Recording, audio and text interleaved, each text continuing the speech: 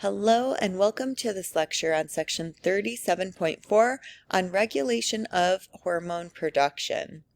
And our learning objectives in this section are to explain how hormone production is regulated and discuss the different stimuli that control hormone levels in the body. So first we're going to revisit the negative feedback loop because that's how hormones are produced and released.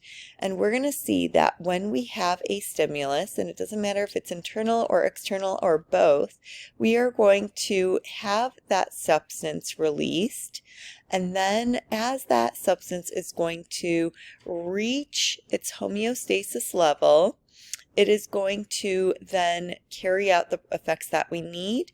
And what we're going to do then is signal back to the area that is going to cause that physiologic change to come forth so that we can stay at our homeostasis level. So in that way, we're able to keep these hormones at a really narrow range.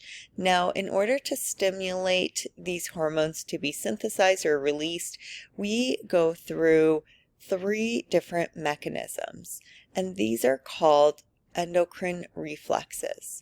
The first one is a hormonal stimulation, and this is something we've seen before, where we are going to have, through hormone communication, a release of the hormone that we need.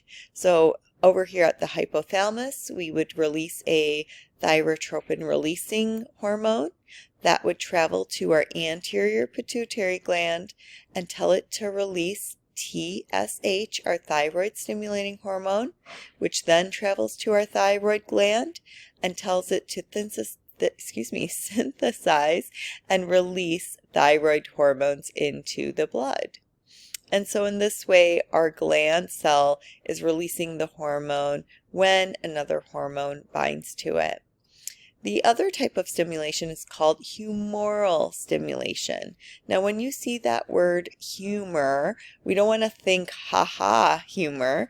We want to think fluids within the body.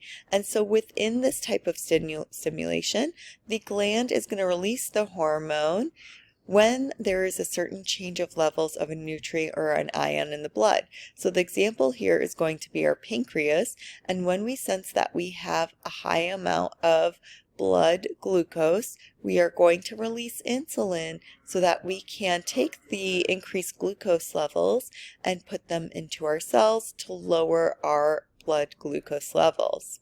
The last type of stimulation is our nervous system stimulation, and this is when our gland cell is going to release a hormone when a neuron stimulates it. So we use the example within our sympathetic division where we send that preganglionic neuron down through our sympathetic nerve fibers, and it reaches our adrenal medulla, and it is going to release our epinephrine and norepinephrine into the blood.